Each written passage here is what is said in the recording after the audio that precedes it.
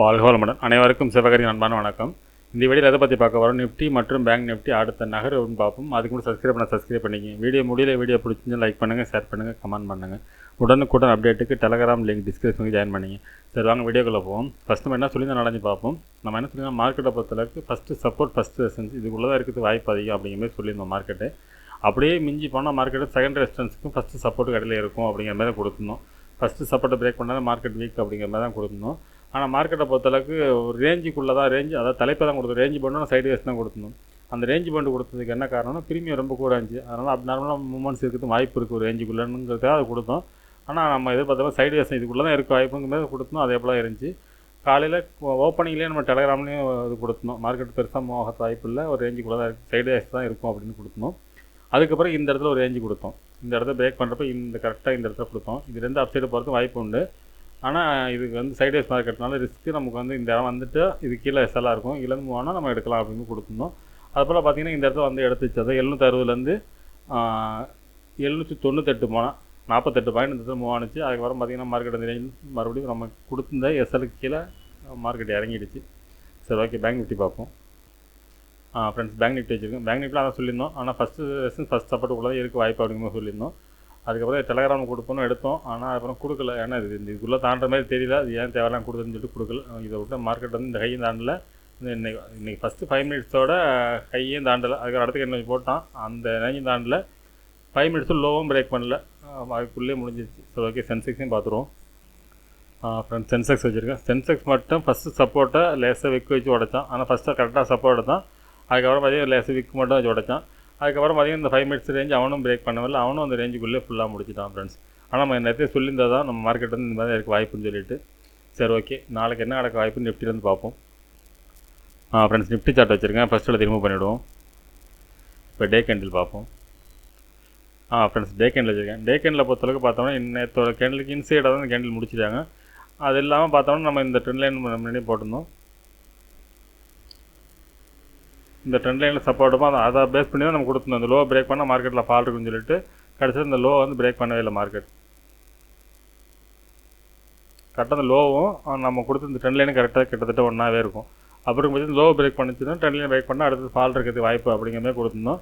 ஆனால் மார்க்கெட்டை பொறுத்தளவுக்கு அந்த டேயோட லோவும் பிரேக் பண்ணல, இந்த ட்ரெண்ட் லைன் நியரஸ்ட்டும் வரல. நாளைய பொறுத்தளவுக்கு இன்னையோட லோ இந்த ஆக்சுவலாக இன்சைட் கேண்டில் இருக்குது. இன்சைட் கேண்டோட லோவை பிரேக் பண்ணால் மார்க்கெட்டில் ஃபால் இருக்கும். ஹையை பிரேக் பண்ணால் மார்க்கெட்டில் அப்சைடு போக வாய்ப்பு இருக்கும். அது எவ்வளோ தூரம் அப்சைடு போக வாய்ப்புன்னு பார்த்தோம்னா டே படி பார்த்தோம்னா இந்த ட்ரெண்ட் லைன் வரைக்கும் போகிறதுக்கான வாய்ப்பு, இந்த ரேஞ்ச் வரைக்கும் போகணும். ஆனால் நாளைய மார்க்கெட்டுமே கிட்டத்தட்ட ரேஞ்சுக்குள்ளே இருக்கும்போது தெரியுது. 50 மினிட்ஸில் பார்ப்போம் ஃப்ரெண்ட்ஸ் என்ன நடக்க வாய்ப்புன்னு. ஃப்ரெண்ட்ஸ், 50 மினிட்ஸ் வச்சுருக்கு. இப்போ பார்த்தோம்னா ஃபஸ்ட்டு ரெசிஸ்டன்ஸ் முடிஞ்சு கூட இருக்கும். அது ஏன்னா நான் சொல்கிறேன். ஃபஸ்ட் ரெசிஸ்டன்ஸ் பார்த்தீங்கன்னா 24,827 அப்படிங்கிறது ஃபஸ்ட்டு ரெசிஸ்டன்ஸாக இருக்குது. செகண்டை பொறுத்தளவுக்கு பார்த்தோம்னா இந்த டேயோட ஹை 24,864. தேர்டை பொறுத்தளவுக்கு 24,962. இதில் ஃபோர்த்து வர போட்டிருக்கேன். ஏன்னா இந்த ஃபஸ்ட்டு செகண்ட் பக்கத்தில் இருக்கும். ஃபோர்த்தை பொறுத்தளவுக்கு 25,062 அப்படிங்கிறது ஃபோர்த் ரெசிஸ்டன்ஸாக இருக்கும்.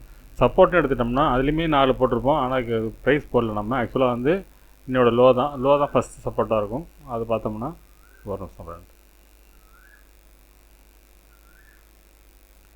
24,737 அப்படிங்கிறது ஃபஸ்ட்டு சப்போர்ட்டாக இருக்கும்.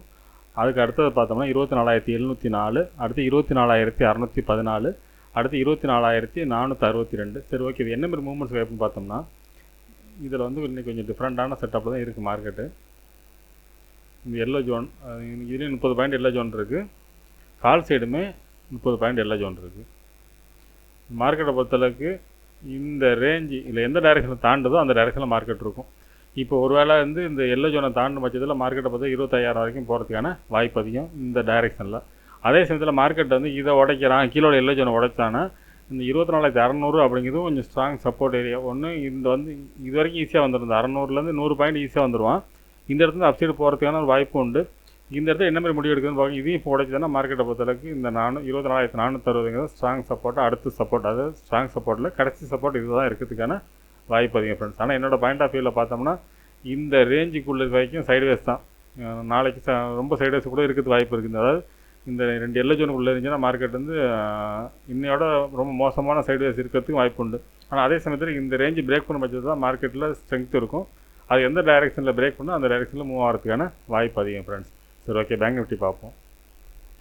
ஃப்ரெண்ட்ஸ் பேங்க் நிஃப்டி வச்சுருக்கோம். ஃபஸ்ட்டு எடுத்து ரிமூவ் பண்ணிவிடுவோம். இப்போ டே கேண்டில் பார்ப்போம். ஃப்ரெண்ட்ஸ் டே கேண்டில் வச்சுருக்கேன். டே கேண்டில் பொறுத்தளவு பார்த்தோன்னா இதுவுமே இன்சைட் கேண்டில் தான். ஆனால் அதில் வந்து நிஃப்டியில் பார்த்தீங்கன்னா ரெட் கேண்டில் போட்டு இந்த பாடிக்கு கீழே இருக்கும். இவன் மிடில்லையே முடிச்சிருக்காங்க. கிட்டத்தட்ட கொஞ்சம் பாசிட்டிவ் செட்டப்பில் தான் பேங்க் நிஃப்டி முடிஞ்சிருக்கு. சரி ஓகே, 15 மினிட்ஸில் அப்படி பார்த்தோம்னா ஒரு நிமிஷம் ஃப்ரெண்ட்ஸ், என்ன ரேஞ்சில் மூவ் ஆகிருக்குன்னு பார்த்துருவோம். ஃப்ரெண்ட்ஸ் பார்த்தீங்கன்னா இந்த ட்ரெண்ட் லைன் இது பார்த்தீங்கன்னா இதை நம்ம போட்டிருந்தோம். இப்போ இந்த இடத்து பிரேக் பண்ணவே இல்லை, மார்க்கெட் இந்த ரேஞ்சு தொடலை. அடுத்து இந்த ரேஞ்சில் இந்த ட்ரெண்ட் லைன் தான். இப்போ இந்த ட்ரெண்டில் எந்த டைரெக்ஷன் பிரேக் பண்ணால் அந்த டைரெக்ஷனில் பெரிய மூவ் இருக்கிறது வாய்ப்பு அதிகம். மார்க்கெட் வந்து ஒரு ரேஞ்சுக்குள்ளே வந்துகிட்டே இருக்குது.